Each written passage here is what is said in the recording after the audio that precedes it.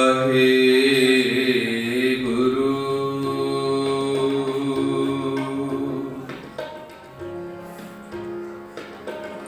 दंडौत वंदन अनेक बार, सर्व कला समरथ, डोलन ते राखो प्रभु, नानक दे कर हाथ। ज्ञान ध्यान किछ कर्म न जाना, सार न जाना तेरी, सब ते वड्डा सतगुर नानक, जिन कल रखी मेरी। मैं मूर्ख की केतक बात है, कोट पराधी तरियारी। गुरु नानक जिन सुनिया पेखिया, से फिर गर्वासना परियारी। आनंद गुणी निदान, गुरु गरीब निवाज, गरीब निवाज, गरीब निवाज।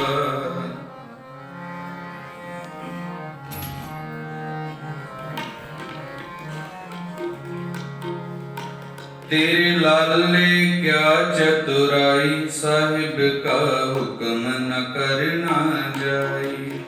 तेरे लाले क्या चतुराई, साहिब का हुक्म न करना जाई। तेरे लाले क्या चतुराई, साहिब का हुक्म न करना जाई। तेरे लाले क्या चतुराई, साहिब का हुक्म न करना जाई। तेरे लाले क्या चतुराई, साहिब का हुक्म न करना जाई। तेरे लाले क्या चतुराई, साहिब का हुक्म न करना जाई। तेरे लाले क्या चतुराई, साहिब का हुक्म न करना जाई। मुल खरीदी लाला गोला, मेरा नाम सभागा। लाला गोला, मेरा नाम सुभागा। मुल खरीदी लाला गोला, मेरा नाम सभागा। गुर की बचनी हाथ बिकाना, बचनी हाथ बिकाना। गुर की बचनी हाथ बिकाना। जित लाया तित लागा, तेरे लाले क्या चतुराई, साहिब का हुक्म न करना जाए। तेरे लाले क्या चतुराई, साहिब का हुक्म न करना जाए।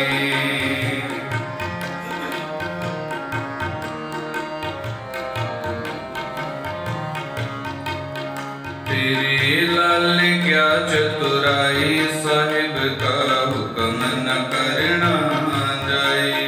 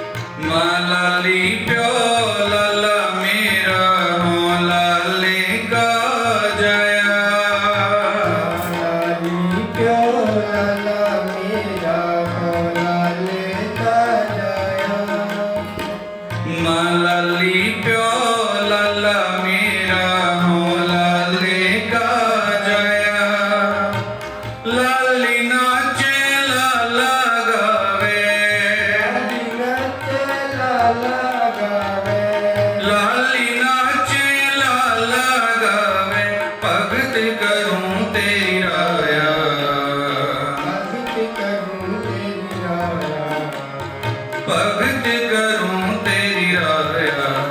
तेरे लाले क्या चतुराई, साहिब का हुक्म न करना जाए। लाले क्या चतुराई, साहिब का हुक्म न करना जाए। तेरे लाले क्या चतुराई, साहिब का हुक्म न करना जाए।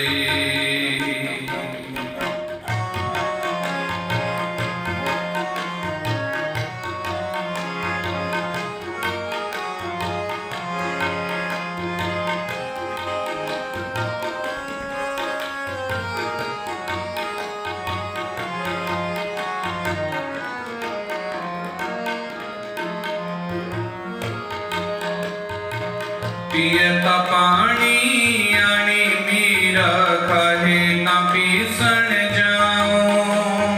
पीवे तपानी यानी मीरा, खाए तपी सर जाऊं।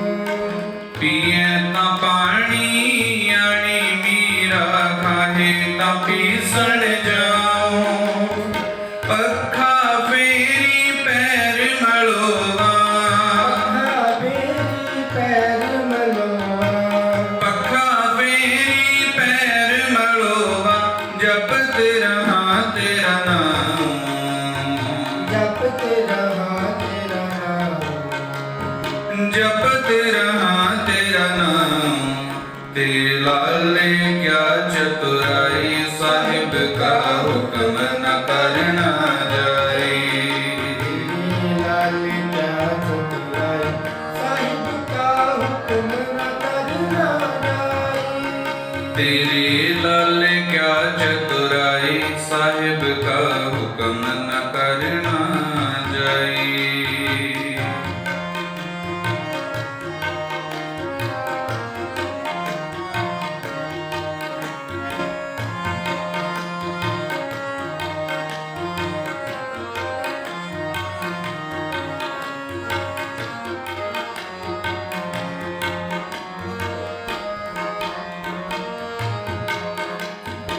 लूण हरामी नानक लाला, बख्शे तुद वड्याई। लूण हरामी नानक लाला, बख्शे तुद वड्याई। लूण हरामी नानक लाला, बख्शे तुद वड्याई। आद जुगाद दया पत दाता, जुगाद दया पत दाता, आद जुगाद दया पत दाता। तुद बिन मुक्त न पाई, तुद बिन मुक्त न पाई। आद जुगाद दया पत दाता, जुगाद दया पत दाता, आद जुगाद दया पत दाता। तुद बिन मुक्त न पाई। तेरे लाले क्या चतुराई, साहिब का हुक्म न करना जाए। तेरे लाले क्या चतुराई, साहिब का हुक्म न करना जाए। लाल क्या चतुराई, साहिब का हुक्म न करना जाए।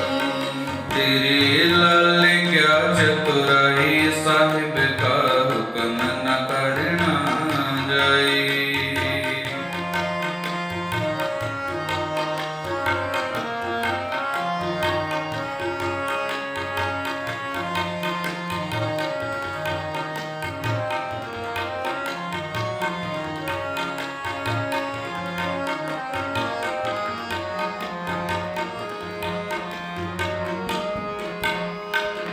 मुल खरीदी लाला गोला, मेरा नाम सपागा। खरीदी लाला गोला, मेरा नाम सुपागा। मुल खरीदी लाला गोला, मेरा नाम सपागा। गुर की बचनी हाथ बिकाना,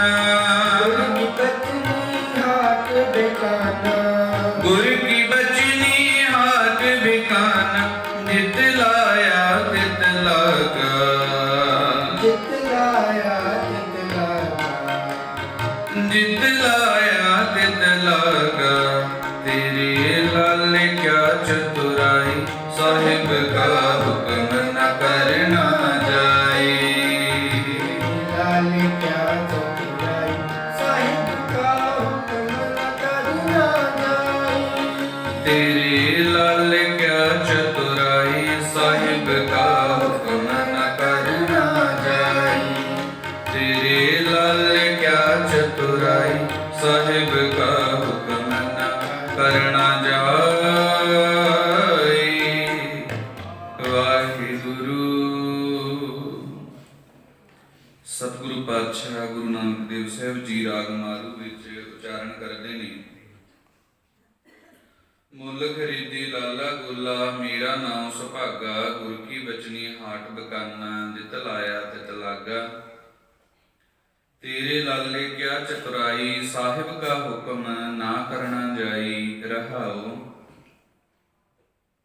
ਮਾਂ ਲਾਲੀ ਪਿਓ ਲਾਲਾ ਮੇਰਾ ਹਾਂ ਲਾਲੇ ਕਾ ਜਾਇਆ ਲਾਲੀ ਨਾਚੇ ਲਾਲਾ ਗਾਵੇ ਭਗਤ ਕਰੂੰ ਤੇਰੀ ਰਾਇਆ ਪੀਏ ਤਾਂ ਆਣ ਪਾਣੀ ਆਣੀ ਮੀਰਾ ਖਾਹੇ ਤਾਂ ਪੀਸਣ ਜਾਉ ਪੱਖਾ ਫੇਰੀ ਪੈਰ ਮਲੋਵਾ ਜਪਤ ਰਹਾਂ ਤੇਰਾ ਨਾਉ ਲੂਣ ਹਰਾਮੀ ਨਾਨਕ ਲਾਲਾ ਬਖਸ਼ੇ ਤੁਧ ਵਡਿਆਈ ਆਦ ਜੁਗਾਦ ਦਇਆਪਤ ਦਾਤਾ ਤੁਧ ਵਿਣ ਮੁਕਤ ਨਾ ਪਾਈ। ਲਾਲਾ ਇਸ ਵਿੱਚ ਗੁਲਾਮ ਨੂੰ ਆਖਿਆ ਗਿਆ ਹੈ। ਪਾਤਸ਼ਾਹ ਜੀ ਕਹਿੰਦੇ ਨੇ ਇਹ ਰੱਬ ਜੀ ਮੈਂ ਤੇਰਾ ਗੁਲਾਮ ਹੋ ਗਿਆ ਹਾਂ ਪਰ ਤੇਰੇ ਲਾਲੇ ਕਿਆ ਚਤੁਰਾਈ ਸਾਹਿਬ ਕਾ ਹੁਕਮ ਨਾ ਕਰਨਾ ਜਾਈ ਗੁਲਾਮ ਭਾਵੇਂ ਤੇਰਾ ਮੈਂ ਹੋ ਗਿਆ ਪਰ ਮੈਨੂੰ ਅਜੇ ਪੂਰਨ ਤੌਰ ਤੇ ਤੇਰਾ ਹੁਕਮ ਮੰਨਣ ਦੀ ਜਾਚ ਨਹੀਂ ਆਈ ਹੈ। ਤੇਰਾ ਹੁਕਮ ਮੰਨਣ ਦੀ ਜਾਚ ਮੈਨੂੰ ਆਈ ਨਹੀਂ। ਚਤੁਰਾਈ ਮੈਂ ਜ਼ਰੂਰ ਕਰ ਰਿਹਾ ਹਾਂ। ਸਾਹਿਬ ਕਾ ਹੁਕਮ ਨਾ ਕਰਨਾ ਜਾਈ ਤੇਰੇ ਹੁਕਮ ਨੂੰ ਮੈਂ ਮੰਨਿਆ ਨਹੀਂ ਤੇ ਜਿੰਨਾ ਚਿਰ ਤੇਰੇ ਹੁਕਮ ਨੂੰ ਮੈਂ ਪੂਰਨ ਤੌਰ ਤੇ ਕਮਾ ਨਾ ਲਵਾਂ ਉਹਨਾਂ ਚਿਰ ਮੇਰਾ ਇਸ ਜਗਤ ਦੇ ਵਿੱਚ ਪਾਰ ਉਤਾਰਾ ਹੋ ਨਹੀਂ ਸਕਦਾ ਹੈ। ਹੁਕਮ ਨੂੰ ਪੜ੍ਹ ਲੈਣਾ ਸੁਣ ਲੈਣਾ ਇਹ ਹੋਰ ਗੱਲ ਹੈ ਉਹਨੂੰ ਕਮਾ ਕੇ ਸਮਝ ਕੇ ਜੀਵਨ ਵਿੱਚ ਲਾਗੂ ਕਰਨਾ ਕਮਾਉਣਾ ਇਹ ਹੋਰ ਗੱਲ ਹੈ। ਕਿ ਬਾਦਸ਼ਾਹ ਕਹਿੰਦੇ ਨੇ ਭਾਈ ਇਸ ਤਰ੍ਹਾਂ ਤੂੰ ਵਾਹਿਗੁਰੂ ਪਰਮਾਤਮਾ ਦੇ ਹੁਕਮ ਨੂੰ ਮੰਨ ਜਿਵੇਂ ਮੁੱਲ ਖਰੀਦਿਆ ਹੋਇਆ ਗੋਲਾ ਜੋ ਆਪਣੇ ਮਾਲਕ ਦੇ ਹੁਕਮ ਨੂੰ ਮੰਨਦਾ ਹੈ। ਜਿਸ ਜਗਤ ਦੇ ਵਿੱਚ ਤੂੰ ਕੁਝ ਪ੍ਰਾਪਤ ਕਰਨਾ ਹੈ ਤਾਂ ਤੈਨੂੰ ਆਈ ਵਾਹਿਗੁਰੂ ਪਰਮਾਤਮਾ ਦੇ ਨਾਮ ਨੂੰ ਜਪਣਾ ਪਏਗਾ ਜਿਵੇਂ ਮੁੱਲ ਖਰੀਦੇ ਹੋਏ ਗੋਲੇ ਆਪਣੇ ਮਾਲਕ ਦੇ ਹਰ ਹੁਕਮ ਨੂੰ ਸਿਰ ਮੱਥੇ ਪ੍ਰਵਾਨ ਕਰਦੇ ਨੇ। ਪਾਤਸ਼ਾਹ ਕਹਿੰਦੇ ਨੇ ਕਿ ਇਸ ਤਰ੍ਹਾਂ ਜੇ ਤੂੰ ਆਪਣੀ ਜੀਵਨ ਸ਼ੈਲੀ ਬਣਾ ਲਈ ਤਾਂ ਤੇਰਾ ਜਗਤ ਵਿੱਚੋਂ ਪਾਰ ਉਤਾਰਾ ਹੋ ਜਾਵੇਗਾ। ਜੇ ਤੂੰ ਜੀਵਨ ਸ਼ੈਲੀ ਨੂੰ ਇਸ ਤਰ੍ਹਾਂ ਨਾ ਬਣਾਇਆ ਤਾਂ ਪਾਤਸ਼ਾਹ ਕਹਿੰਦੇ ਨੇ ਭਾਈ ਫੇਰ ਤੂੰ ਜਿੰਨੇ ਵਾਰੀ ਮਰਜ਼ੀ ਗੁਰੂ ਘਰ ਵੀ ਆਈ ਜਾਈ ਬਾਣੀ ਭਾਵੇਂ ਕਦੀ ਪੜ੍ਹੀ ਵੀ ਜਾਈ ਜਿੰਨਾ ਚਿਰ ਉਹਦੇ ਅਨੁਸਾਰ ਹੀ ਹੋ ਕੇ ਤੁਰੇਗਾ ਨਹੀਂ ਉਹਨਾਂ ਚਿਰ ਪਾਰ ਉਤਾਰਾ ਨਹੀਂ ਹੈ। ਇਸ ਗੱਲ ਨੂੰ ਖੋਲ੍ਹਦੇ ਨੇ ਭਾਈ ਗੁਰਦਾਸ ਜੀ। ਉਹ ਕਹਿੰਦੇ ਪੁੱਛਤ ਹੈ ਵੈਦ ਖਾਤ ਔਖਰ ਨਾ ਸੰਜਮ ਸੈ ਕੈਸੇ ਮਿਟੇ ਰੋਗ ਸੁਖ ਸਹਿਜਾ ਸਮਾਈਏ। ਕਹਿੰਦੇ ਕੋਈ ਬੰਦਾ ਹੈ ਬਿਮਾਰ ਸੀ ਵੈਦ ਕੋਲੇ ਚਲਿਆ ਗਿਆ ਤੇ ਵੈਦ ਨੇ ਉਹਦੀ ਨਬਜ਼ ਦੇਖੀ ਬਿਮਾਰੀ ਬਾਰੇ ਧਿਆਨ ਲਾਇਆ ਦੇਖਿਆ ਕਿ ਇਹਨੂੰ ਆਹ ਬਿਮਾਰੀ ਹੈ। ਉਹਨੇ ਦਵਾਈ ਦਿੱਤੀ ਕੁਝ ਪਰਹੇਜ਼ ਦੱਸੇ ਨੇ ਤੇ ਪੁੱਛਤ ਹੈ ਵੈਦ ਖਾਤ ਔਖਦ ਨਾ ਸੰਜਮ ਸੈ ਵੈਦ ਤੋਂ ਪੁੱਛ ਵੀ ਲਿਆ ਕਿ ਆ ਜਿਹੜੇ ਪਰਹੇਜ਼ ਕਰਨੇ ਨੇ ਆ ਦਵਾਈ ਹੈ ਕਿਵੇਂ ਖਾਣੀ ਸਾਰਾ ਕੁਝ ਪਤਾ ਕਰ ਲਿਆ ਪਰ ਕਹਿੰਦੇ ਖਾਤ ਔਖਰ ਨਾ ਸੰਜਮ ਸੈ ਨਾ ਦਵਾਈ ਖਾਧੀ ਤੇ ਨਾ ਹੀ ਜੋ ਉਸ ਪਰਹੇਜ਼ ਨੂੰ ਰੱਖਿਆ ਜਿਹੜਾ ਪਰਹੇਜ਼ ਰੱਖਣ ਦੇ ਲਈ ਆਖਿਆ ਗਿਆ ਸੀ। ਤੋ ਭਾਈ ਸਾਹਿਬ ਕਹਿੰਦੇ ਕੈਸੇ ਮਿਟੇ ਰੋਗ ਸੁਖ ਸਹਿਜਾ ਸਮਾਈਏ। ਕਿਵੇਂ ਰੋਗ ਮਿਟ ਸਕਦਾ ਹੈ ਰੋਗ ਤੋਂ ਵਧੇਗਾ। ਇਸ ਤਰ੍ਹਾਂ ਸਤਿਗੁਰੂ ਪਾਤਸ਼ਾਹ ਕਹਿੰਦੇ ਨੇ ਸਤਿਗੁਰੂ ਪੂਰਾ ਵੈਦ ਹੈ ਉਹਦੀ ਬਾਣੀ ਦਵਾਈ ਵੀ ਹੈ ਤੇ ਉਹਦੀ ਬਾਣੀ ਪਰਹੇਜ਼ ਵੀ ਦੱਸਦੀ ਹੈ।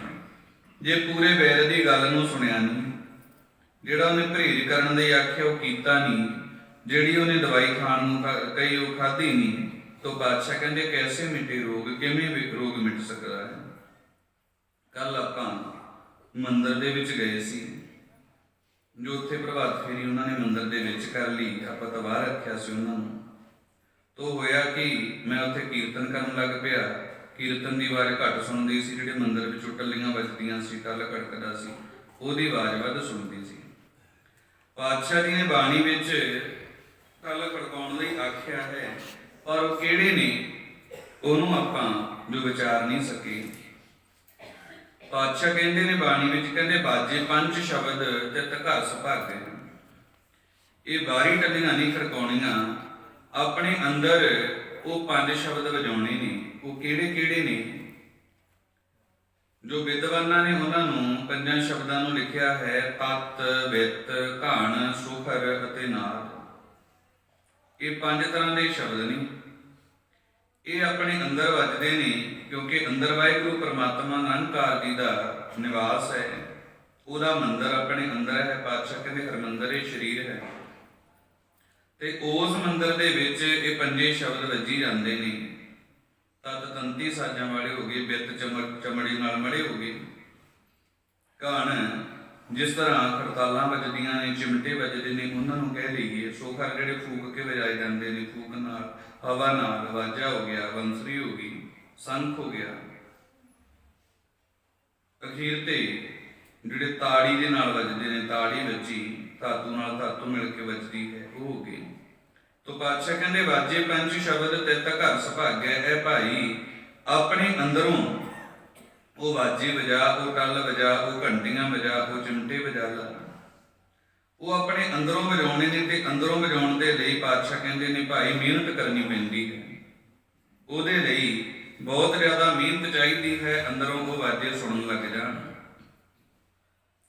ਤੋ ਸਤਿਗੁਰੂ ਕਹਿੰਦੇ ਨੇ ਅੰਦਰੋਂ ਵਾਜੇ ਸੁਣਨ ਦੇ ਲਈ ਮਿਹਨਤ ਚਾਹੀਦੀ ਹੈ, ਅੰਦਰੋਂ ਟੱਲ ਖੜਕਾਉਣ ਲਈ, ਅੰਦਰੋਂ ਸੰਖ ਵਜਾਉਣ ਦੇ ਲਈ ਮਿਹਨਤ ਚਾਹੀਦੀ ਹੈ। ਉਨੀ ਮਿਹਨਤ ਇਹ ਮਨੁੱਖ ਕਰ ਨਹੀਂ ਸਕਦਾ, ਕਰ ਨਹੀਂ ਰਿਹਾ, ਆਲਸੀ ਹੋ ਗਿਆ ਹੈ। ਤੇ ਬਾਹਰੀ ਘੰਟੇ ਖੜਕਾਉਣੇ ਸੌਖੇ ਨੇ, ਬਾਹਰੀ ਚਿਮਟੇ ਖੜਕਾਉਣੇ ਸੌਖੇ ਨਹੀਂ, ਉਹ ਖੜਕਾਈ ਜਾਂਦਾ ਹੈ। ਤੋ ਪਾਤਸ਼ਾਹ ਕਹਿੰਦੇ ਤਾਂ ਹੀ ਗੱਲ ਨਹੀਂ ਬਣ ਰਹੀ, ਗੁਰੂ ਘਰ ਆਏ ਵੀ ਜਾ ਰਿਹਾ ਹੈ। ਤੋ ਪਾਤਸ਼ਾਹ ਕਹਿੰਦੇ ਫਿਰ ਥੋੜਾ ਚਿਰ ਆ ਕੇ ਉਦੋਂ ਬਾਅਦ ਕਾਮ ਕਰੋ, ਲੋਭ ਮੋਹ ਹੰਕਾਰ, ਈਰਖਾ, ਦਵੈਸ਼, ਲੜਾਈਆਂ ਝਗੜੇ, ਨਿੰਦਾ ਚੁਗਲੀ, ਇਹਦੇ ਵਿੱਚ ਗਲਤਾਨ ਹੋ ਜਾਂਦਾ ਹੈ। ਤੋ ਪਾਤਸ਼ਾਹ ਕਹਿੰਦੇ ਨੇ ਜਦੋਂ ਤੇਰੇ ਅੰਦਰ ਉਹ ਵਾਜੇ ਵੱਜ ਪਏ, ਉਹ ਸੰਖ ਖੜਕ ਪਿਆ, ਘੜਿਆਲ ਵੱਜ ਗਿਆ, ਟੱਲ ਵੱਜ ਗਿਆ, ਫਿਰ ਇਹ ਨਿੰਦਾ ਚੁਗਲੀ, ਈਰਖਾ, ਦਵੈਸ਼ ਸਾਰਾ ਕੁਝ ਖਤਮ ਹੋ ਜਾਏਗਾ। ਉਦੋਂ ਤਾਂ ਪਾਤਸ਼ਾਹ ਕਹਿੰਦੇ ਨੇ ਸਭ ਗੋਬਿੰਦ ਹੈ, ਸਭ ਗੋਬਿੰਦ ਹੈ ਦੀ ਧੁਨੀ ਉਪਜੇਗੀ। ਨਾਮਦੇਵ ਦੇ ਅੰਦਰ ਇਹ ਵਾਜੇ ਵੱਜੇ ਨਹੀਂ। ਤੋ ਨਾਮਦੇਵ ਜੀ ਦਾ ਸ਼ਬਦ ਹੈ, ਉਹ ਕਹਿੰਦੇ ਸਭ ਗੋਬਿੰਦ ਹੈ, ਸਭ ਗੋਬਿੰਦ ਹੈ, ਸਾਰੇ ਕਿਤੇ ਰੱਬ ਹੀ ਦਿੰਦਾ, ਕਿਸੇ ਦੀ ਨਿੰਦਾ ਚੁਗਲੀ ਨਹੀਂ ਕਰਦੇ, ਕਿਸੇ ਨਾਲ ਝਗੜਦੇ ਨਹੀਂ ਨੇ। ਕਹਿੰਦੇ ਜਾ ਰਹੇ ਸਨ, ਮੰਦਰ ਦੇ ਕੋਲ ਦੀ ਲੰਘਣ ਲੱਗੇ, ਮੰਦਰ ਦੇ ਕੋਲ ਦੇ ਲੰਘਣ ਲੱਗੇ ਨੇ, ਅੰਦਰ ਆਰਤੀ ਹੋਈ ਜਾਂਦੀ ਹੈ, ਸੰਖ ਘੜਿਆਲ ਵੱਜਦੇ ਨੇ, ਮਰਦੰਗ ਵੱਜੀ ਜਾ ਰਿਹਾ ਹੈ। ਜਿਹਦੇ ਨਾਲ ਮਨ ਮੋਹਿਆ ਗਿਆ, ਅੰਦਰ ਵੜ ਗਏ ਮੰਦਰ ਦੇ, ਤੇ ਅੰਦਰ ਜਾ ਕੇ ਆਪਣੀਆਂ ਖੜਾਵਾਂ ਲਾ ਕੇ ਖੜਕਾਉਣ ਲੱਗ ਪਏ, ਆਰਤੀ ਕਰਨ ਲੱਗ ਪਏ, ਆਰਤੀ ਵਿੱਚ ਸ਼ਾਮਲ ਹੋ ਗਏ। ਉਹਨਾਂ ਨੇ ਵੇਖਿਆ ਜੋ ਇੱਕ ਸ਼ੂਦਰ ਮੰਦਰ ਵਿੱਚ ਵੜ ਆਇਆ, ਉਹਨਾਂ ਨੇ ਆਰਤੀ ਵਿੱਚ ਹੀ ਛੱਡ ਦਿੱਤੀ, ਨਾਮਦੇਵ ਨੂੰ ਫੜ ਲਿਆ ਤੇ ਭਗਤ ਜੀ ਨੂੰ ਫੜ ਕੇ ਕੁੱਟਦੇ ਨੇ, ਮਾਰਦੇ ਨੇ ਤੇ ਬਾਹਰ ਸੁੱਟ ਦਿੰਦੇ ਨੇ। ਕਹਿੰਦੇ ਸ਼ੂਦਰਾ, ਸਾਡਾ ਮੰਦਰ ਹੀ ਭਿੱਟਦਾ, ਤੂੰ ਤਾਂ ਆ ਕੇ ਮੰਦਰ ਹੀ ਭਿੱਟ ਦੇਣਾ ਕੀਤਾ, ਨਿਕਲ ਵਾੜ ਸਾਡੇ ਮੰਦਰ ਦੇ ਵਿੱਚੋਂ ਬਾਹਰ ਕੱਢ ਦਿੱਤਾ। ਤੂੰ ਭਗਤ ਜੀ ਬਾਹਰ ਜਾ ਕੇ ਮੰਦਰ ਦੇ ਵਿਚਵਾੜੇ ਜਾ ਕੇ ਬਹਿ ਗਏ ਨੇ। ਪਿਛਲੇ ਪਾਸੇ ਜਾ ਕੇ ਫਿਰ ਰੱਬ ਜੀ ਅੱਗੇ ਅਰਦਾਸਾਂ ਕਰਦੇ ਨੇ, ਕਹਿੰਦੇ ਤੂੰ ਮੌਕਾ ਤੂੰ ਨਾ ਵਿਸਾਰ, ਤੂੰ ਨਾ ਵਿਸਾਰ, ਤੂੰ ਨਾ ਵਿਸਾਰੇ ਰਾਮਈਆ ਆਲਾਵੰਤੀ। ਇਹ ਭ੍ਰਮ ਜੋ ਹੈ ਮੁਝੇ ਉੱਪਰ ਸਭ ਕੋ ਪਹਿਲਾ, ਸੂਦ ਸੂਦ ਕਰ ਮਾਰ ਉਠਾਇਓ, ਕਹਾਂ ਕਰੂੰ ਬਾਪ ਬੀਠਲਾ। ਇਹ ਪੰਡਿਆ ਮੁਕੋ ਢੇੜ ਕਹਿਤ, ਤੇਰੀ ਪੈਰ ਪਿਛੋਂਡੀ ਹੋਏਲਾ। ਮੂਏ ਹੋਏ ਜੋ ਮੁਕਤ ਦਿਓਗੇ, ਮੁਕਤ ਨਾ ਜਾਣੇ ਕੋਇਲਾ। ਕਹਿੰਦੇ ਇਹ ਰੱਬ ਜੀ ਮੈਂ ਕਰ ਕੀ ਰਿਹਾ ਸੀ, ਤੇਰੀ ਬੰਦਗੀ, ਤੇਰੀ ਆਰਤੀ ਵਿੱਚ ਹੀ ਸ਼ਾਮਲ ਸੀ, ਪਰ ਇਹਨਾਂ ਹੰਕਾਰੀਆਂ ਨੇ ਮੈਨੂੰ ਤੇਰੇ ਘਰੋਂ ਹੀ ਬਾਹਰ ਕੱਢ ਦਿੱਤਾ। ਜੇ ਤੇਰਾ ਘਰ ਸਭਨਾਂ ਦਾ ਸਾਂਝਾ ਨਾ ਹੋਇਆ ਤਾਂ ਹੋਰ ਕਿਹੜੀ ਚੀਜ਼ ਹੈ ਜਿੱਥੇ ਸਾਂਝੀਵਾਲਤਾ ਦਾ ਉਪਦੇਸ਼ ਹੋਏਗਾ। ਸਾਂਝੀਵਾਲਤਾ ਦੇ ਪ੍ਰਤੀਕ ਤੇਰੇ ਘਰ ਤੋਂ ਬਿਨਾਂ ਹੋਰ ਕਿਹੜੀ ਜਗ੍ਹਾ ਹੋ ਸਕਦੀ ਹੈ। ਮੈਨੂੰ ਕੁੱਟ ਕੇ ਬਾਹਰ ਕੱਢ ਦਿੱਤਾ ਹੈ ਹੰਕਾਰੀਆਂ ਨੇ। ਤੂੰ ਕਹਿੰਦੇ ਵਾਹਿਗੁਰੂ ਪ੍ਰਮਾਤਮਾ ਜੀ ਨੇ ਐਸੀ ਕਿਰਪਾ ਕੀਤੀ। ਪਾਤਸ਼ਾਹ ਕਹਿੰਦੇ ਫੇਰ ਦਿਆ ਦੇਹੁਰਾ ਨਾਮੀ ਕੋ ਪੰਡੀਅਨ ਕੋ ਪਿਛਵਾਰ ਲਾ। ਫਿਰ ਉਸ ਮੰਦਰ ਦਾ ਬੂਆ ਭਗਤ ਨਾਮਦੇਵ ਜੀ ਵੱਲ ਕਰਕੇ ਜਾਰਾ ਕੌਤਕ ਰਚਿਆ। ਉਸ ਪਰਮੇਸ਼ਰ ਵਾਹਿਗੁਰੂ ਪ੍ਰਮਾਤਮਾ ਜੀ ਨੇ ਨਾਮਦੇਵ ਜੀ ਨੂੰ ਵਡਿਆਈ ਬਖਸ਼ੀ ਕਿਵੇਂ ਗਈ? ਕਿਉਂਕਿ ਨਾਮਦੇਵ ਜੀ ਨੇ ਉਸ ਵਾਹਿਗੁਰੂ ਪ੍ਰਮਾਤਮਾ ਜੀ ਦੇ ਹੁਕਮ ਨੂੰ ਕਮਾਇਆ ਹੋਇਆ ਸੀ। ਤੇ ਗੁਰੂ ਨਾਨਕ ਪਾਤਸ਼ਾਹ ਜੀ ਦਾ ਆਪਾਂ ਪੁਰਬ ਮਨਾ ਰਹੇ ਹਾਂ ਤੇ ਗੁਰੂ ਪਾਤਸ਼ਾਹ ਦੀ ਦੱਖਣੀ ਓੰਕਾਰ ਦੇ ਵਿੱਚ ਇਹੀ ਕਹਿੰਦੇ ਨੇ। ਉਹ ਕਹਿੰਦੇ ਗੁਰ ਕਹਿਆ ਸਾਕਾਰ ਕਮਾਵਹੁ। ਇਹ ਭਾਈ ਜਿਹੜੀ ਗੱਲ ਗੁਰੂ ਨੇ ਕਹੀ ਹੈ ਉਸ ਗੱਲ ਨੂੰ ਕਮਾਉਣਾ ਹੈ। ਗੁਰ ਕਹਿਆ ਸਾਕਾਰ ਕਮਾਵਹੁ। ਜਿਹੜੀ ਗੱਲ ਤੁਹਾਨੂੰ ਗੁਰੂ ਜੀ ਕਹਿ ਕੇ ਗਏ ਨੇ ਉਸ ਗੱਲ ਨੂੰ ਕਮਾਓ, ਉਸ ਗੱਲ ਦੀ ਕਮਾਈ ਕਰੋ। ਫਿਰ ਤੁਹਾਡਾ ਜਿਹੜਾ ਜਿਉਣਾ ਹੈ ਉਹ ਆਲਾ ਦਰਜੇ ਦਾ ਹੋ ਜਾਏਗਾ। ਇਸ ਜਗਤ ਦੇ ਵਿੱਚ ਆ ਕੇ ਤੁਸੀਂ ਜੋ ਘੁਟਨ ਮਹਿਸੂਸ ਨਹੀਂ ਕਰੋਗੇ। ਤੁਸੀਂ ਇਸ ਜਗਤ ਵਿੱਚ ਆ ਕੇ ਮਾਯੂਸ ਹੋ ਕੇ ਨਹੀਂ ਜਾਓਗੇ। ਆਨੰਦਤਾ ਦੇ ਨਾਲ ਆਪਣਾ ਜੀਵਨ ਜੀਵੋਗੇ ਤੇ ਮਰਨ ਤੋਂ ਬਾਅਦ ਵੀ ਆਨੰਦਤਾ ਦੇ ਸੋਮੇ ਪਰਮੇਸ਼ਰ ਦੇ ਵਿੱਚ ਅਭੇਦ ਹੋ ਜਾਓਗੇ। ਸਤਿਗੁਰੂ ਕਹਿੰਦੇ ਨੇ ਜੇ ਆਤਮ ਕੋ ਸੁਖ ਨਿਤ ਲੋੜੋਂ ਤਾਂ ਸਤਿਗੁਰ ਸ਼ਰਨ ਪਵੀਜੈ। ਗੁਰੂ ਅਮਰਦਾਸ ਪਾਤਸ਼ਾਹ ਦਾ ਵਚਨ ਹੈ। ਉਹ ਕਹਿੰਦੇ ਸੰਤੋ ਸੁਣੋ ਜਨ ਭਾਈ ਗੁਰ ਕਾਢੀ ਬਾਹਾਂ ਕੂ ਕੀਜੈ। ਜੋ ਆਤਮ ਕੋ ਸੁਖ ਨਿਤ ਲੋੜੋਂ ਤਾਂ ਸਤਿਗੁਰ ਸ਼ਰਨ ਪਵੀਜੈ। ਆਤਮਿਕ ਸੁਖ ਚਾਹੁੰਦੇ ਹੋ, ਆਨੰਦਤਾ ਚਾਹੁੰਦੇ ਹੋ, ਟੈਨਸ਼ਨਾਂ ਝੋਰਿਆਂ ਤੋਂ ਨਜਾਤ ਚਾਹੁੰਦੇ ਹੋ ਤਾਂ ਸਤਿਗੁਰੂ ਦੇ ਉਪਦੇਸ਼ ਨੂੰ ਕਮਾ ਲਓ। ਗੁਰੂ ਦੀ ਸ਼ਰਣੀ ਜਾ ਕੇ ਬਹਿ ਜਾਓ, ਫਿਰ ਆਨੰਦ ਮਿਲੇਗਾ, ਸੁਖ ਮਿਲੇਗਾ। ਮੇਨ ਗੱਲ ਗੁਰੂ ਦੇ ਬਚਨ ਨੂੰ ਕਮਾਉਣ ਦੀ ਹੈ। ਇਸ ਤਰ੍ਹਾਂ ਕਮਾਓ ਜਿਵੇਂ ਮੁੱਲ ਖਰੀਦਿਆ ਹੋਇਆ ਗੁੱਲਾ ਆਪਣੇ ਮਾਲਕ ਦੇ ਬਚਨ ਨੂੰ ਕਮਾਉਂਦਾ ਹੈ। ਉਹਨੂੰ ਕੋਈ ਹੰਕਾਰ ਨਹੀਂ ਹੈ। ਉਹਨੇ ਤੋਂ ਇੱਕੋ ਹੀ ਕੰਮ ਕਰਨਾ ਹੈ, ਆਪਣੇ ਗੁਰੂ ਦੇ ਬਚਨ ਨੂੰ ਕਮਾਉਣਾ ਹੈ। ਤੇ ਪਾਤਸ਼ਾਹ ਕਹਿੰਦੇ ਨੇ ਜੇ ਕੋ ਬਚਨ ਕਮਾਵੇ ਸੰਤਨ ਕਾ ਸੋ ਗੁਰ ਪ੍ਰਸਾਦੀ ਧਰੀਐ। ਜਿਹੜਾ ਵੀ ਜੋ ਮਨੁੱਖ ਆਪਣੇ ਗੁਰੂ ਦੇ ਬਚਨ ਨੂੰ ਕਮਾ ਲੈਂਦਾ ਹੈ, ਜੋ ਭਵ ਸਾਗਰ ਤੋਂ ਉਹਦਾ ਤਰਨਾ ਹੁੰਦਾ ਹੈ, ਉਹ ਪਾਰ ਉਤਰ ਜਾਂਦਾ ਹੈ। ਜ਼ਿਕਰ ਹੈ ਇਤਿਹਾਸ ਵਿੱਚ ਜੋ ਨਵਾਬ ਦੌਲਤ ਖਾਂ ਲੋਧੀ ਸੀ, ਜਿਹੜਾ ਨਵਾਬ ਦੌਲਤ ਖਾਂ ਲੋਧੀ ਜੋ ਸੁਲਤਾਨਪੁਰ ਵਿਖੇ ਸੀ, ਕਾਫੀ ਚਲਦੀ ਸੀ ਉਹਦੀ ਇਬਰਾਹਿਮ ਲੋਧੀ, ਸਿਕੰਦਰ ਲੋਧੀ, ਬਹਿਲੋਲ ਲੋਧੀ ਜਿਹੜੇ ਇਹ ਹੋਏ ਨੇ। ਪਹਿਲਾਂ ਬਹਿਲੋਲ ਲੋਧੀ ਹੋਇਆ ਸੀ, ਉਸ ਤੋਂ ਬਾਅਦ ਸਿਕੰਦਰ ਲੋਧੀ ਆ ਗਿਆ, ਫਿਰ ਇਬਰਾਹਿਮ ਲੋਧੀ ਆਇਆ। ਇਹਨਾਂ ਨਾਲ ਬਣੀ ਨਹੀਂ। ਇਹਨਾਂ ਨਾਲ ਜਦੋਂ ਇਸ ਦੌਲਤ ਖਾਂ ਲੋਧੀ ਦੀ ਨਹੀਂ ਬਣੀ ਤਾਂ ਇਹਨੇ ਸੱਦਾ ਦਿੱਤਾ ਬਾਬਰ ਨੂੰ। ਬਾਬਰ ਨੂੰ ਸੱਦਾ ਦੇ ਕੇ ਕਹਿੰਦਾ ਹੈ ਤੂੰ ਹਮਲਾ ਕਰ ਭਾਰਤ ਤੇ, ਹਮਲਾ ਕਰ, ਮੈਂ ਤੇਰੀ ਮਦਦ ਕਰਾਂਗਾ। ਉਹਨੇ ਹਮਲਾ ਕੀਤਾ। ਹਮਲਾਵਰ ਹੋ ਕੇ ਆਇਆ ਤੇ ਉਹਦੇ ਨਾਲ ਕੋਈ ਬਹੁਤ ਵੱਡੀ ਭਾਰੀ ਸੰਖਿਆ ਦੇ ਵਿੱਚ ਲੋਕ ਨਹੀਂ ਨੇ। ਬਾਲੀ ਵੱਡੀ ਉਹਦੀ ਸੈਨਾ ਨਹੀਂ ਹੈ। ਥੋੜੀ ਜਿਹੀ ਸੈਨਾ ਲੈ ਕੇ ਜਦੋਂ ਉਹ ਆ ਗਿਆ, ਹਮਲਾਵਰ ਹੋਇਆ, ਤਾਂ ਇੱਧਰ ਵੀ ਲੋਕਾਂ ਨੂੰ ਪਤਾ ਲੱਗਾ ਕਿ ਬਾਬਰ ਹਮਲਾ ਕਰਨ ਦੇ ਲਈ ਆ ਰਿਹਾ ਹੈ, ਲੁੱਟੇਗਾ ਕੁੱਟੇਗਾ। ਤਾਂ ਇੱਧਰ ਲੋਕ ਅਜਿਹੇ ਸਨ, ਉਹਨਾਂ ਨੇ ਕੋਈ ਜੰਗੀ ਤਿਆਰੀ ਨਹੀਂ ਕੀਤੀ। ਜੰਗੀ ਤਿਆਰੀ ਕਰਨੀ ਸੀ ਉਹਦੇ ਨਾਲ ਲੜਨ ਦੇ ਲਈ, ਜੰਗੀ ਤਿਆਰੀ ਉਹਨਾਂ ਨੇ ਨਾ ਕੀਤੀ। ਅਤੇ ਜੋ ਮੰਦਰਾਂ ਦੇ ਵਿੱਚ ਪੁਜਾਰੀਆਂ ਕੋਲੇ ਗਏ ਭੱਜ ਕੇ, ਪੁਜਾਰੀਆਂ ਨੂੰ ਕਹਿੰਦੇ ਨੇ ਦੇਵਤਾ ਜੀ ਜੋ ਸਾਡੇ ਉੱਪਰ ਚੜ੍ਹਾਈ ਕਰਕੇ ਬਾਬਰ ਆ ਰਿਹਾ ਹੈ, ਕੀ ਕਰੀਏ?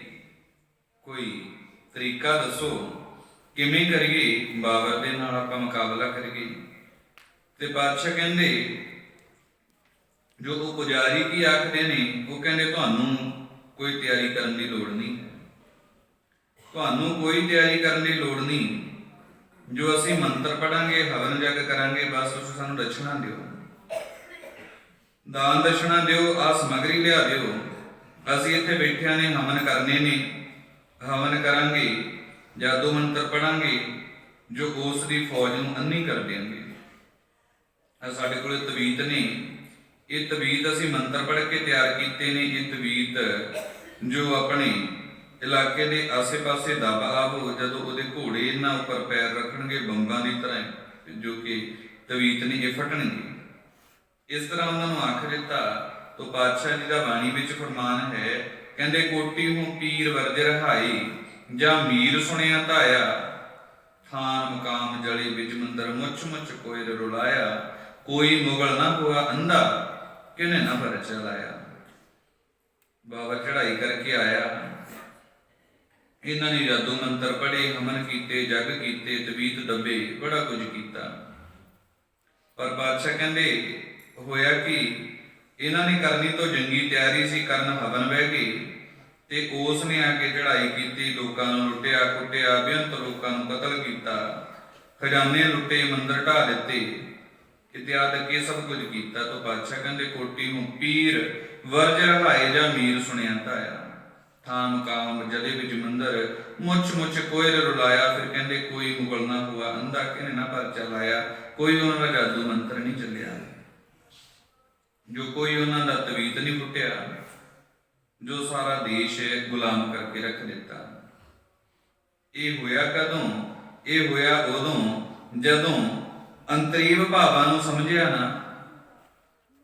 ਅੰਤਰੀਵ ਭਾਵਾਂ ਨੂੰ ਨਾ ਸਮਝਦੇ ਹੋਏ ਮਨ ਦੀ ਮਰਜ਼ੀ ਅਨੁਸਾਰ ਅਰਥ ਕਰਕੇ ਇਹਨਾਂ ਨੇ ਕੰਮ ਕਰਨੇ ਸ਼ੁਰੂ ਕਰ ਦਿੱਤੇ। ਅਥਰਵ ਵੇਦ ਦੇ ਮੰਤਰਾਂ ਨੂੰ ਪੜ੍ਹ ਪੜ੍ਹ ਕੇ ਜਗ ਕੀਤੇ, ਤਵੀਤ ਬਣਾਈ, ਜਾਦੂ ਟੂਣੇ ਕੀਤੇ, ਪਰ ਕੋਈ ਵੀ ਚੱਲਿਆ ਨਾ। ਤਾਂ ਪਾਤਸ਼ਾਹ ਕਹਿੰਦੇ ਨੇ ਭਾਈ ਇਸ ਤਰ੍ਹਾਂ ਨਹੀਂ ਹੁੰਦਾ।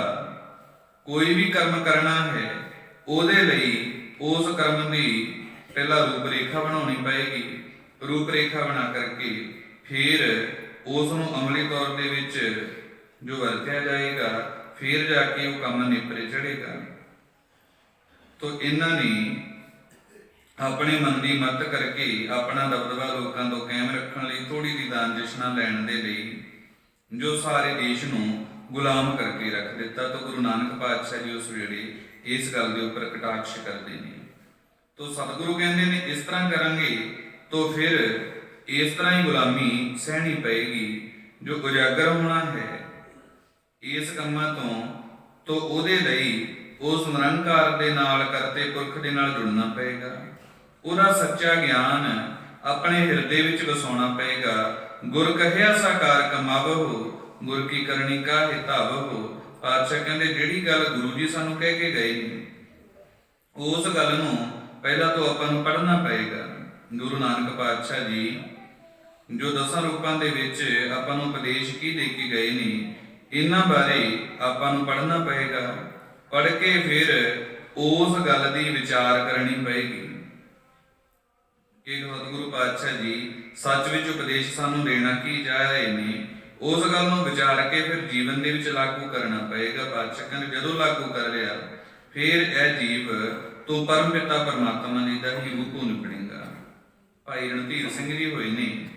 ਭਾਈ ਰਣਧੀਰ ਸਿੰਘ ਜੀ ਨੇ ਆਪਣੀ ਕਿਤਾਬ ਦੇ ਵਿੱਚ ਇੱਕ ਬੜੀ ਸੋਹਣੀ ਕਹਾਣੀ ਲਿਖੀ ਹੈ, ਗੁਰਬਾਣੀ ਪ੍ਰਥਾਈ। ਉਹ ਕਹਿੰਦੇ ਕੋਈ ਖੋਜੀ ਸੀ।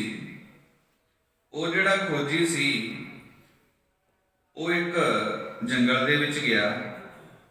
ਜੰਗਲ ਦੇ ਵਿੱਚ ਜਾ ਕੇ ਉਹ ਕੀ ਵੇਖਦਾ ਹੈ, ਇੱਕ ਛੋਟੀ ਜਿਹੀ ਘਾਟੀ ਹੈ, ਉਹਦੇ ਵਿੱਚ ਹੀਰੇ ਜਵਾਹਰ ਭਰੇ ਪਏ ਨੇ। ਹੈਰਾਨ ਵੀ ਹੋਇਆ, ਖੁਸ਼ ਵੀ ਹੋਇਆ, ਤੇ ਜਾ ਕਰਕੇ ਉਸ ਖੋਜੀ ਨੇ ਜੋ ਉਹਦੇ ਵਿੱਚੋਂ ਹੀਰੇ ਜਵਾਹਰ ਕੱਢ ਲਏ, ਕੱਢ ਕੇ ਪੰਡ ਬੰਨ੍ਹ ਲਈ, ਪੰਡ ਬੰਨ੍ਹ ਕੇ ਬਹਿ ਗਿਆ। ਜਦੋਂ ਕਹਿੰਦੇ ਉਹਨੇ ਪੰਡ ਬੰਨ੍ਹੀ ਖਾਲੀ ਕਰ ਦਿੱਤੀ ਸੀ ਇੱਕ ਵਾਰੀ ਉਹ ਘਾਟੀ, ਫੇਰ ਦੇਖਿਆ ਫੇਰ ਉਵੇਂ ਹੀ ਭਰੀ ਪਈ ਹੈ। ਉਹਨੇ ਫੇਰ ਹੀਰੇ ਜਵਾਹਰ ਕੱਢ ਲਏ, ਕੱਢ ਕੇ ਪਾਸੇ ਢੇਰੀ ਲਾ ਲਈ, ਤੇ ਢੇਰੀ ਲਾ ਕੇ ਫੇਰ ਕੀ ਦਿੰਦਾ ਹੈ, ਉਹ ਫੇਰ ਭਰੀ ਪਈ ਹੈ। ਅਖੀਰੋਂ ਇਸ ਸਿੱਟੇ ਤੇ ਪੁੱਜਿਆ ਕਿ ਇਹ ਅਮੁੱਕ ਘਾਟੀ ਹੈ, ਇਹਦੇ ਵਿੱਚੋਂ ਹੀਰੇ ਜਵਾਹਰ ਮੁੱਕ ਨਹੀਂ ਸਕਦੇ। ਤੋ ਉਹਨੇ ਮਨ ਵਿੱਚ ਵਿਚਾਰ ਕੀਤੀ, ਕਹਿੰਦਾ ਇੱਥੋਂ ਤੱਕ ਮੈਂ ਪਹੁੰਚ ਗਿਆ, ਮੈਂ ਕਿੰਨਾ ਕੁ ਚਿਰ ਜਿਉਂਦਾ ਰਹਿਣਾ ਹੈ। ਸਰੀਰ ਕਰਕੇ ਕੋਈ ਬੰਦਾ ਸਦਾ ਜਿਉਂਦਾ ਨਹੀਂ ਰਹਿ ਸਕਦਾ। ਉਹ ਕਹਿੰਦਾ ਮੈਂ ਕਿੰਨਾ ਕੁ ਚਿਰ ਜਿਉਂਦਾ ਰਹਾਂਗਾ, ਇਸ ਤਰ੍ਹਾਂ ਕਰਦਾ ਹਾਂ ਜੋ ਇਸ ਘਾਟੀ ਤੱਕ ਆਉਣ ਦਾ ਰਾਹ ਸਾਰਿਆਂ ਨੂੰ ਦੱਸ ਦੇਣਾ। ਫਿਰ ਹੋਏਗਾ ਕਿ ਸਾਰੀ ਦੁਨੀਆ ਤੋਂ ਲਾਹਾ ਲੈ ਸਕੇਗੀ, ਅਮੀਰ ਹੋ ਜਾਣਗੇ, ਨਵੀਆਂ ਨਵੀਆਂ ਖੋਜਾਂ ਹੋਣਗੀਆਂ, ਲੋਕ ਉન્નਤੀ ਕਰਨਗੇ, ਤਰੱਕੀ ਕਰਨਗੇ, ਲੜਾਈ ਕਲੇਸ਼ ਘਟ ਜਾਏਗਾ, ਖਤਮ ਹੋ ਜਾਏਗਾ। ਇਸ ਤਰ੍ਹਾਂ ਕਹਿੰਦੇ ਉਹਨੇ ਸੋਚ ਕੇ ਇੱਕ ਕਿਤਾਬ ਦੀ ਰਚਨਾ ਕੀਤੀ। ਉਹਨੇ ਉਸ ਦੇ ਵਿੱਚ ਦੱਸ ਦਿੱਤਾ ਕਿ ਭਾਈ ਫਲਾਨੀ ਫਲਾਨੀ ਜਗ੍ਹਾ ਤੋਂ ਵਿਚਲੀ ਹੋ ਕੇ ਲੰਘਣਾ ਪੈਂਦਾ ਹੈ, ਫਲਾਨੇ ਫਲਾਨੇ ਖਤਰੇ ਨੇ, ਇਹਨਾਂ ਖਤਰਿਆਂ ਤੋਂ ਬਚਣਾ ਹੈ, ਆਹ ਤਰੀਕੇ ਨਾਲ ਇੱਥੇ ਪਹੁੰਚਿਆ ਜਾਂਦਾ ਹੈ, ਜਦੋਂ ਪਹੁੰਚ ਕੇ ਫਿਰ ਆਨੰਦ ਹੈ। ਫਿਰ ਜੋ ਤੁਹਾਡੇ ਨਾਲ ਸਾਰੀਆਂ ਲੋੜਾਂ ਦੀ ਪੂਰਤੀ ਹੋ ਜਾਏਗੀ, ਤੁਸੀਂ ਤ੍ਰਿਪਤ ਹੋ ਜਾਓਗੇ, ਅਮੀਰ ਹੋ ਜਾਓਗੇ, ਲੜਾਈ ਝਗੜੇ ਮੁੱਕਣਗੇ, ਉન્નਤੀ ਕਰੋਗੇ। ਕਹਿੰਦੇ ਜਦੋਂ ਉਹਨੇ ਉਹ ਕਿਤਾਬ ਲਿਖੀ, ਲਿਖ ਕੇ ਪ੍ਰਕਾਸ਼ਿਤ ਕਰਕੇ ਉਹਨੇ ਜੋ ਉਸ ਦੇਸ਼ ਦੇ ਰਾਜੇ ਨੂੰ ਦੇਤੀ, ਦੇਸ਼ ਦੇ ਰਾਜੇ ਨੂੰ ਲੈ ਕੇ ਤੇ ਆਪ ਉਸ ਅਮੁਕ ਘਾਟੀ ਦੇ ਕੋਲ ਜਾ ਕੇ ਕਹਿੰਦੇ ਉਹ ਜੋ ਉੱਥੇ ਰਹਿਣ ਲੱਗਾ। ਕਈ ਸਾਲ ਬੀਤੇ। ਕਈ ਸਾਲ ਬੀਤਣ ਤੋਂ ਬਾਅਦ ਉਹਨੇ ਸੋਚਿਆ ਕਿ ਹੁਣ ਤਾਂ ਬਹੁਤੇ ਲੋਕਾਂ ਨੇ ਲਾਹਾ ਲੈ ਲਿਆ ਹੋਵੇਗਾ, ਜੋ ਲਾਹਾ ਲੈ ਕੇ ਬੜੇ ਅਮੀਰ ਹੋ ਗਏ ਹੋਣਗੇ, ਜੋ ਪਿੰਡਾਂ ਦੀ ਸ਼ਹਿਰਾਂ ਦੀ ਦੇਖੀ ਬਦਲ ਗਈ ਹੋਏਗੀ, ਮੈਂ ਦੇਖ ਕੇ ਤਾਂ ਆਵਾਂ। ਕਹਿੰਦੇ ਜਦੋਂ ਉਹ ਬੰਦਾ, ਉਹ ਖੋਜੀ ਗਿਆ ਤੋ ਜਾ ਕੇ ਕੀ ਵੇਂਦਾ ਹੈ, ਪਹਿਲਾਂ ਨਾਲੋਂ ਵੀ ਵੱਧ ਲੜਾਈ ਹੈ, ਪਹਿਲਾਂ ਨਾਲੋਂ ਵੀ ਵੱਧ ਕਲੇਸ਼ ਨੇ, ਲੋਕਾਂ ਨੇ ਪਹਿਰਾਵੇ ਬਦਲਦੇ ਨੇ, ਪਰ ਪਹਿਰਾਵੇ ਬਦਲ ਕੇ ਵੀ ਉਹ ਆਪਣੇ ਆਪੇ ਨੂੰ ਨਹੀਂ ਬਦਲ ਸਕੇ। ਉਹਨਾਂ ਦੇ ਅੰਦਰਲੇ ਜਾਨਵਰ ਉਦੋਂ ਵੀ ਹਿੰਸਕ ਹੋ ਗਏ ਨੇ। ਕਹਿੰਦੇ ਉਹ ਖੋਜੀ ਰਾਜੇ ਪਾਸ ਗਿਆ, ਉਹਨਾਂ ਨੇ ਪਛਾਣ ਲਿਆ ਉਹੀ ਖੋਜੀ ਹੈ ਜਿਹਨੇ ਸਾਨੂੰ ਅਮੁਕ ਘਾਟੀ ਦਾ ਰਾਹ ਦੱਸਿਆ ਸੀ। ਕਹਿੰਦੇ ਜੋ ਉਹਨਾਂ ਨੇ ਉਸ ਖੋਜੀ ਦਾ ਬੜਾ ਆਦਰ ਮਾਣ ਸਤਿਕਾਰ ਕੀਤਾ ਤੇ ਉਹਨੂੰ ਦਿਖਾਇਆ ਕਿ ਜਿਹੜੀ ਕਿਤਾਬ ਤੂੰ ਲਿਖ ਕੇ ਦੇ ਕੇ ਗਿਆ ਸੀ, ਉਹਦੀ ਅਸੀਂ ਬੜੀ ਸਾਂਭ ਸੰਭਾਲ ਕੀਤੀ ਹੈ, ਬੜੇ ਸੁੰਦਰ ਰੁਮਾਲਿਆਂ ਵਿੱਚ ਲਪੇਟ ਕੇ ਉਹਨੂੰ ਰੱਖੀ ਜਾ ਰਹੇ ਹਾਂ, ਉਹਦਾ ਸਤਿਕਾਰ ਕਰਦੇ ਹਾਂ, ਧੂਫਾਂ ਲਾਉਂਦੇ ਹਾਂ, ਜੋਤਾਂ ਲਾਉਂਦੇ ਹਾਂ, ਚੌਰ ਵੀ ਕਰਦੇ ਹਾਂ, ਤੂੰ ਇਹਦੇ ਵਿੱਚ ਕੁਝ ਬੋਲ। ਕਹਿੰਦੇ ਉਹ ਖੋਜੀ ਸੀ ਜਿਹੜਾ ਗੱਜ ਪਰ ਆਇਆ, ਉਹਦਾ ਬੋਲ ਨਹੀਂ ਕੁਝ ਸਕਿਆ ਤੇ ਉਹਨੇ ਇੱਕ ਗੁਪਤ ਸੰਦੇਸ਼ ਲਿਖਿਆ, ਲਿਖ ਕੇ ਰਾਤੇ ਰਾਤ ਉਸ ਨਗਰ ਤੋਂ ਚਲਾ ਗਿਆ। ਦੂਜੇ ਦਿਨ ਜਦੋਂ ਉਸ ਦੇ ਲੇਖ ਨੂੰ ਪੜ੍ਹਿਆ ਸਾਰੇ ਹੈਰਾਨ ਹੋਏ। ਉਹ ਖੋਜੀ ਜੋ ਰੋ ਰਿਹਾ ਸੀ, ਰੋਂਦੇ ਰੋਂਦੇ ਨੇ ਉਹ ਲੇਖ ਲਿਖਿਆ। ਉਹ ਕਹਿੰਦਾ ਜਦੋਂ ਮੈਂ ਜੋ ਖੋਜ ਕੀਤੀ ਸੀ ਬੜਾ ਖੁਸ਼ ਹੋਇਆ ਸੀ ਕਿ ਹੁਣ ਦੁਨੀਆ ਵਿੱਚੋਂ ਕਲੇਸ਼ ਮੁੱਕ ਜਾਣਗੇ, ਲੜਾਈਆਂ ਝਗੜੇ ਮੁੱਕ ਜਾਣਗੇ, ਸਾਰੇ ਤਰੱਕੀ ਕਰਨਗੇ, ਉਸ ਜੋ ਅਮੁਕ ਘਾਟੀ ਤੋਂ ਵਸਤਾਂ ਪ੍ਰਾਪਤ ਕਰਕੇ ਆਨੰਦਿਤ ਹੋਣਗੇ। ਪਰ ਤੁਸੀਂ ਇਹ ਗਲਤ ਕੀਤਾ, ਮੈਂ ਜਿਹੜਾ ਸੰਦੇਸ਼ ਦੇ ਕੇ ਗਿਆ ਸੀ ਉਹਨੂੰ ਸੰਭਾਲ ਕੇ ਰੱਖਣਾ ਜ਼ਰੂਰੀ ਸੀ, ਜ਼ਰੂਰੀ ਸੀ ਉਹਦੀ ਦੇਖਭਾਲ ਕਰਨਾ, ਪਰ ਉਹਨੂੰ ਦੇਖਭਾਲ ਨਾਲੋਂ ਪੜ੍ਹਨਾ, ਵਿਚਾਰਨਾ, ਉਹਦੇ ਅਨੁਸਾਰ ਚੱਲਣਾ, ਉਸ ਘਾਟੀ ਤੱਕ ਪਹੁੰਚਣਾ ਉਦੋਂ ਵੀ ਜ਼ਰੂਰੀ ਸੀ। ਤੁਸੀਂ ਇਹ ਠੀਕ ਕੀਤਾ, ਉਸ ਸੰਦੇਸ਼ ਨੂੰ ਸੰਭਾਲਿਆ ਤਾਂ ਜ਼ਰੂਰ, ਪਰ ਉਹਨੂੰ ਪੜ੍ਹਿਆ ਨਹੀਂ, ਉਹਦੇ ਅਨੁਸਾਰ ਚੱਲੇ ਨਹੀਂ, ਜਿਸ ਕਰਕੇ ਜੋ ਤੁਹਾਡੇ ਪਹਿਰਾਵੇ ਤਾਂ ਬਦਲ ਗਏ, ਲੀੜੇ ਤਾਂ ਬੜੇ ਸੋਹਣੇ ਹੋ ਗਏ, ਪਰ ਤੁਹਾਡੇ ਅੰਦਰ ਜਿਹੜੇ ਪਸ਼ੂ ਸੀ ਪਹਿਲਾਂ ਰਹਿੰਦੇ, ਮਨੁੱਖਾ ਸਰੀਰ ਸੀ ਵਿੱਚ ਪਸ਼ੂ ਵਿਚਰਦੇ ਸੀ, ਉਹ ਪਸ਼ੂ ਇਦੋਂ ਵੀ ਹਿੰਸਕ ਹੋ ਗਏ ਨੇ।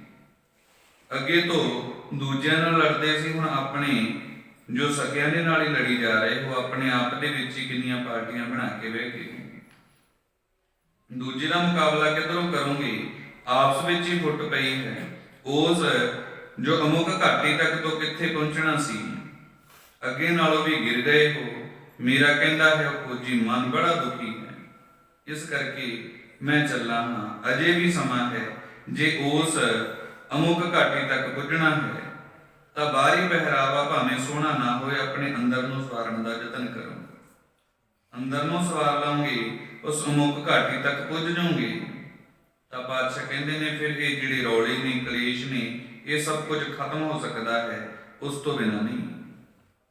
ਤੋਂ ਭਾਈ ਰਣਧੀਰ ਸਿੰਘ ਜੀ ਗੁਰੂ ਗ੍ਰੰਥ ਸਾਹਿਬ ਜੀ ਵੱਲ ਇਸ਼ਾਰਾ ਕਰਦੇ ਨੇ, ਕਹਿੰਦੇ ਪਾਤਸ਼ਾਹ ਜੀ ਲਿਖ ਕੇ ਤੋਂ ਦੇਗੀ, ਉਸ ਪਰਮੇਸ਼ਰ ਤੱਕ ਕਿਵੇਂ ਪੁੱਜਣਾ ਹੈ ਉਹਦਾ ਰਾਹ ਲਿਖ ਕੇ ਤੋਂ ਦੇਗੀ ਕਿ ਜੇ ਬੰਦਾ ਹੈ ਤਾਂ ਬੰਦਿਆਂ ਵਾਲੇ ਕੰਮ ਆਹ ਨਹੀਂ, ਉਹ ਲਿਸਟ ਬਣਾ ਕੇ ਦੇਗੀ ਨੇ, ਆਹ ਬੰਦਿਆਂ ਵਾਲੇ ਕੰਮ ਨੇ, ਇਹ ਕੰਮ ਕਰੀ। ਤੇ ਇਸ ਜੋ ਪਾਤਸ਼ਾਹ ਦੀ ਬਾਣੀ ਨੂੰ ਲੋਕਾਂ ਨੇ ਇਕੱਲਾ ਰਮਾਲਿਆਂ ਵਿੱਚ ਢੱਕ ਕੇ ਰੱਖ ਦਿੱਤਾ, ਧੂਫਾਂ ਲਾ ਦਿੱਤੀਆਂ, ਜੋ ਚੋਰ ਕਰਨ ਲੱਗ ਪਏ, ਬਸ ਇੱਥੋਂ ਤੱਕ ਸੀਮਿਤ ਰਹੇ। ਇਹ ਚੀਜ਼ਾਂ ਵੀ ਜ਼ਰੂਰੀ ਨਹੀਂ, ਪਰ ਪਾਤਸ਼ਾਹ ਦੇ ਕੇ ਗਏ ਨੇ ਬਾਣੀ ਪੜ੍ਹਨ ਦੇ ਲਈ, ਤੇ ਉਪਦੇਸ਼ ਵੀ ਕਰਕੇ ਗਏ ਨੇ। ਕਹਿੰਦੇ ਆਇਓ ਪੜ੍ਹਨ ਸੁਣਨ ਕੋ ਬਾਣੀ, ਨਾਮ ਵਿਸਾਰ ਲੱਗੇ ਅਨਲਾਲਚ ਬਿਰਥਾ ਜਨਮ ਕਰਾਣੀ। ਇਹ ਬੰਦੇ ਤੂੰ ਆਇਆ ਇਸ ਜਗਤ ਵਿੱਚ ਬਾਣੀ ਪੜ੍ਹਨ ਦੇ ਲਈ, ਸੁਣਨ ਦੇ ਲਈ, ਉਹਨੂੰ ਵਿਚਾਰ ਕੇ ਸਮਝ ਕੇ ਉਸ ਅਨੁਸਾਰ ਚੱਲਣ ਦੇ ਲਈ, ਤੇ ਉਹਨੂੰ ਵਿਸਾਰ ਕੇ ਜੇ ਹੋਰ ਕੰਮਾਂ ਦੇ ਵਿੱਚ ਲੱਗਾ ਹੋਇਆ ਹੈ ਤਾਂ ਪਾਤਸ਼ਾਹ ਕਹਿੰਦੇ ਬਿਰਥਾ ਜਨਮ ਕਰਾਣੀ। ਇਹ ਬੰਦੇ ਤੇਰਾ ਜੀਵਨ ਬਿਰਥਾ ਜਾ ਰਿਹਾ ਹੈ, ਇਹਨੂੰ ਵਿਅਰਥਾ ਨਾ ਜਾਣਦੇ, ਸੁਚੇਤ ਹੋ। ਆਪਣੇ ਇੱਕ ਕਾਰਜ ਕੀਤਿਆਂ ਦਾ ਫਾਇਦਾ ਤਾਂ ਹੀ ਹੈ ਜੇ ਗੁਰੂ ਦੀ ਬਾਣੀ ਨੂੰ ਪੜਾਂਗੇ, ਪੜ੍ਹ ਕੇ ਸਮਝ ਕੇ ਉਸ ਅਨੁਸਾਰ ਚੱਲ ਕੇ ਬੰਦਿਆਂ ਵਾਲੇ ਕੰਮ ਕਰਨ ਦੇ ਯਤਨ ਕਰਾਂਗੇ। ਪਾਤਸ਼ਾਹ ਕਹਿੰਦੇ ਨੇ ਭਾਈ, ਜਦੋਂ ਬੰਦਿਆਂ ਵਾਲੇ ਕਰਮ ਇਹ ਜੀਵ ਤੂੰ ਕਰਨ ਲੱਗ ਪਿਆ, ਫਿਰ ਤੂੰ ਬੰਦਿਆਂ ਵਿੱਚ ਗਿਣਿਆ ਜਾਏਗਾ। ਨਹੀਂ ਤਾਂ ਪਾਤਸ਼ਾਹ ਕਹਿੰਦੇ ਕਰਤੂਤ ਪਸ਼ੂ ਕੀ, ਮਾਨਸ ਜਾਤ ਲੋਕ ਵਿਚਾਰਾ ਕਰੇ ਦਿਨ ਰਾਤ। ਕਰਤੂਤ ਤੇਰੀ ਪਸ਼ੂਆਂ ਵਾਲੀ ਹੁੰਦੀ, ਮਨੁੱਖਾਂ ਵਾਲੀ ਹੈ। ਤੋ ਜੇ ਕਰਮ ਪਸ਼ੂਆਂ ਵਾਲੇ ਕਰ ਰਹੇ ਹੈ ਤਾਂ ਪਾਤਸ਼ਾਹ ਕਹਿੰਦੇ ਨੇ ਭਾਈ ਫਿਰ ਪਸ਼ੂ ਹੀ ਗਿਣਿਆ ਜਾਏਗਾ, ਬੰਦਾ ਨਹੀਂ। ਬੰਦਾ ਹੋਏ ਸੋ ਬੰਦਗੀ ਗਹਿ, ਬੰਦਕ ਹੋਏ ਬੰਦ ਸੁਧ ਲਹਿ। ਬੰਦਾ ਉਹੀ ਹੈ ਜਿਹੜਾ ਆਪਣੇ ਗੁਰੂ ਦੇ ਬਚਨਾਂ ਨੂੰ ਪੜ੍ਹ ਕੇ, ਕਮਾ ਕੇ, ਉਸ ਅਨੁਸਾਰ ਚੱਲ ਕੇ ਆਪਣਾ ਜੀਵਨ ਸਫਲ ਕਰ ਲੈਂਦਾ ਹੈ। ਤੋ ਆਪਣਾ ਇਹ ਸਮਾਗਮ ਕੀਤਿਆਂ ਦਾ ਫਾਇਦਾ ਤਾਂ ਹੀ ਹੈ ਜੇ ਗੁਰੂ ਦੀ ਬਾਣੀ ਨੂੰ ਪੜ੍ਹ ਕੇ ਉਸ ਅਨੁਸਾਰ ਚੱਲਾਂਗੇ। ਪਾਤਸ਼ਾਹ ਕਹਿੰਦੇ ਜਿਹੜੇ ਚੱਲ ਪੈਂਦੇ ਨੇ ਉਹ ਆਪਣਾ ਜੀਵਨ ਸਫਲ ਕਰ ਲੈਂਦੇ ਨੇ। ਨਹੀਂ ਤਾਂ ਪਾਤਸ਼ਾਹ ਕਹਿੰਦੇ ਗੁਰਮੰਤਰ ਹੀ ਨਸੈ ਜੋ ਪ੍ਰਾਣੀ, ਤ੍ਰਿਗੰਤ ਜਨਮ ਭ੍ਰਸ਼ਟਣੈ, ਕੂਕਰੈ ਸੂਕਰੈ ਗਰਦਵੈ, ਕਾਂਕੈ ਸਰਪਨੈ ਤੁਰ ਖਲੈ। ਗੁਰੂ ਦੇ ਉਪਦੇਸ਼ ਤੋਂ ਹੀਣਾ ਜੀਵ ਕਾਂ ਕੁੱਤੇ ਸੱਪ ਖੋਤੇ ਤੇ ਅਧਿਕ ਵਰਗਾ ਜੋ ਹੁੰਦਾ ਹੈ, ਉਹ ਜੇ ਕਰਮ ਕਮਾ ਕੇ ਇਸ ਜਗਤ ਦੇ ਵਿੱਚੋਂ ਜਾਂਦਾ ਹੈ।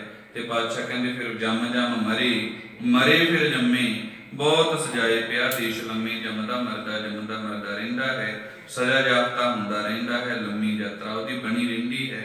ਤੋ ਪਾਤਸ਼ਾਹ ਜੀ ਕਹਿੰਦੇ ਨੇ ਗੁਰੂ ਦੇ ਉਪਦੇਸ਼ ਨੂੰ ਕਮਾ, ਫਿਰ ਲੋਕ ਸੁਖੀਏ ਪਰ ਲੋਕ ਸੁਹਿੱਲੇ, ਨਾਨਕ ਹਰਿ ਪ੍ਰਭ ਆਪੇ ਮਿਲੇ। ਜੇ ਗੁਰੂ ਦੇ ਉਪਦੇਸ਼ ਨੂੰ ਕਮਾ ਲੇਗਾ ਫਿਰ ਆਪਣਾ ਲੋਕ ਤੇ ਪ੍ਰਲੋਕ ਸਵਾਰ ਲਏਗਾ। ਸੁਪੇ ਸਮਾਂ ਹੋ ਗਿਆ ਹੈ। ਗੁਰੂ ਜੀ ਦੀ ਬਾਣੀ ਪੜ੍ਹਦਿਆਂ, ਕੀਰਤਨ ਵਿਚਾਰਾਂ ਕਰਦਿਆਂ ਬੇਅੰਤ ਕਿਸਮ ਦੀਆਂ ਗਲਤੀਆਂ ਭੁੱਲਾਂ ਹੋ ਜਾਂਦੀਆਂ ਨੇ। ਪਾਤਸ਼ਾਹ ਜੀ ਤੇ ਪਾਤਸ਼ਾਹ ਜੀ ਦੀ ਸੰਗਤ ਬਖਸ਼ਣ ਯੋਗ ਹੈ, ਬਖਸ਼ ਲੈਣਾ ਜੀ। ਜਿੰਨੀਆਂ ਵੀ ਸੰਗਤਾਂ ਨੇ ਭਾਈ ਪਹਿਲੇ ਦਿਨ ਤੋਂ ਲੈ ਕੇ ਹਾਜ਼ਰੀ ਭਰੀ ਹੈ ਪਾਤਸ਼ਾਹ ਜੀ ਦੇ ਚਰਨਾਂ ਦੀ, ਸਤਿਗੁਰੂ ਪਾਤਸ਼ਾਹ ਜੀ ਕਿਰਪਾ ਕਰਨ, ਆਪ ਸਭ ਜੀ ਦੀਆਂ ਹਾਜ਼ਰੀਆਂ ਦਰ ਪ੍ਰਵਾਨ ਕਰਨ, ਚੜ੍ਹਦੀ ਕਲਾ ਗੁਰਸਿੱਖੀ ਜੀਵਨ ਨਾਮ ਅੰਮ੍ਰਿਤ ਦੀ ਦਾਤ ਬਖਸ਼ਣ। ਆਓ ਭਾਈ ਆਪਾਂ ਆਨੰਦ ਸਾਹਿਬ ਜੀ ਦੀ ਬਾਣੀ ਦਾ ਜਪ ਕਰਕੇ ਸਮਾਪਤੀ ਕਰੀਏ ਜੀ।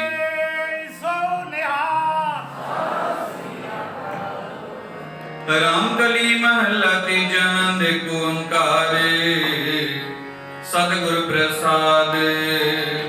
ਆਨੰਦ ਪਿਆ ਮੇਰੀ ਮਾਏ, ਸਤਿਗੁਰੂ ਮੈਂ ਪਾਇਆ, ਸਤਿਗੁਰ ਤਾਂ ਪਾਇਆ ਸਹਿਜ ਸਿੱਧੀ ਮਨ ਰਤੀਆਂ ਹਦਾਇਆ। ਰਾਗ ਰਤਨ ਪਰਿਵਾਰ ਭਰੀਆਂ, ਸ਼ਬਦ ਗਾਵਣ ਆਈਆਂ, ਸ਼ਬਦੋ ਤਾਂ ਗਾਵੋ ਭਰੀ ਕੇਰਾ ਮਨ ਜਨੀ ਵਸਾਇਆ। ਕਹੈ ਨਾਨਕ ਆਨੰਦ ਹੋਆ, ਸਤਿਗੁਰੂ ਮੈਂ ਪਾਇਆ। ਏ ਮਨ ਮੇਰਿਆ ਤੂੰ ਸਦਾ ਰਹੋ ਹਰਿ ਨਾਲੇ, ਹਰਿ ਨਾਲ ਰਹੋ ਤੂੰ, ਮਨ ਮੇਰੇ ਦੁਖ ਸਭ ਵਿਸਾਰਣਾ। ਅੰਗੀਕਾਰ ਹੋ ਕਰੇ ਤੇਰਾ ਕਾਰਜ ਸਭ ਸਵਾਰਿਆ। ਸਭਨਾ ਗਲਾਂ ਸਮਰੱਥ ਸੁਆਮੀ, ਸੋ ਕਿਉ ਮਨੋ ਵਿਸਾਰੀ। ਕਹਿ ਨਾਨਕ ਮਨ ਮੇਰੇ ਸਦਾ ਰਹੋ ਹਰਿ ਨਾਲੇ, ਸਾਚੇ ਸਾਹਿਬਾ ਕਿਆ ਨਾਹੀ ਕਰਤੇ ਰਹਿ। ਕਰਤਾ ਤੇਰਾ ਸਭ ਕਿਛ ਹੈ, ਜਿਸ ਦਿਨ ਸੋ ਪਾਵੇ। ਸਦਾ ਸਿਫਤ ਸਲਾਹ ਤੇਰੀ, ਨਾਮ ਮਨ ਵਸਾਵੇ। ਨਾਮ ਜਿਨ ਕੈ ਮਨ ਵਸਿਆ, ਵਾਜੇ ਸ਼ਬਦ ਕਨੀਰੀ। ਕਹੈ ਨਾਨਕ ਸੱਚੇ ਸਾਹਿਬ ਕਿਆ ਨਾਹੀ ਕਰਤੇ ਰਹਿ। ਸਚ ਨਾਮ ਮੇਰਾ ਆਧਾਰ, ਸਚ ਨਾਮ ਆਧਾਰ ਮੇਰਾ, ਜਨ ਭੁੱਖਾਂ ਸਭ ਗਵਾਈਆਂ। ਕਰ ਸ਼ਾਂਤ ਸੁਖ ਮਨ ਆਏ ਵਸਿਆ, ਜਿਨ ਇੱਛਾ ਸਭ ਜਾਣਿਆ। ਸਦਾ ਕੁਰਬਾਨ ਕੀਤਾ ਗੁਰ ਵਿਟਹੁ, ਜਿਸ ਦੀਆਂ ਹੀ ਵਡਿਆਈਆਂ। ਕਹਿ ਨਾਨਕ ਸੁਣੋ ਸੰਤੋ ਸ਼ਬਦ ਕਰੋ, ਪਿਆਰੋ ਸਚ ਨਾਮ ਮੇਰਾ ਆਧਾਰ।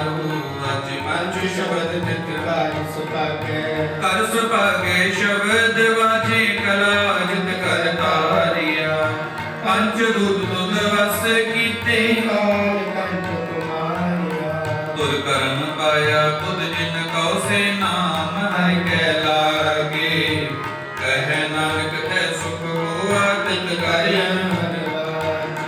ਆਨੰਦ ਸੁਣੋ ਵੱਡੇ ਭਾਗੀ ਹੋ ਸਗਲ ਮਨੋਰਥ ਪੂਰੇ ਪਾਰ ਬ੍ਰਹਮ ਪ੍ਰਭ ਪਾਇਆ ਉਤਰੇ ਸਗਲ ਵਿਸੂਰੇ ਦੁਖ ਰੋਗ ਸੰਤਾਪ ਉਤਰੇ ਸੁਣੀ ਸੱਚੀ ਬਾਣੀ ਅੰਤ ਸਾਜਨ ਭਏ ਸਰਸੇ ਪੂਰੇ ਗੁਰ ਤੇ ਸੁਣਤੇ ਪੁਨੀਤ ਕਹਤੇ ਪਵਿੱਤ ਸਤਿਗੁਰ ਰਹਿਆ ਭਰਪੂਰੇ ਬਿਨਵੰਤ ਨਾਨਕ ਗੁਰ ਚਰਨ ਲਾਗੀ ਬਾਜੇ ਅਨਹਦ ਦੂਰੇ ਸਲੋਕ ਪਵਨ ਗੁਰੂ ਪਾਣੀ ਪਿਤਾ ਮਾਤਾ ਧਰਤ ਮਹਾਤ ਦਿਵਸ ਰਾਤ ਦੋਇ ਦਾਈ ਦਇਆ ਖਿਲ ਸਗਲ ਚੰਗਿਆਈਆਂ ਬੁਰਿਆਈਆਂ ਵਚੇ ਧਰਮ ਹਦੂਰ ਕਰਮੀ ਆਪੋ ਆਪਣੀ ਕੇ ਨੇੜੇ ਕੇ ਦੂਰ ਜਿਨੀ ਨਾਮ ਤੇ ਆਇਆ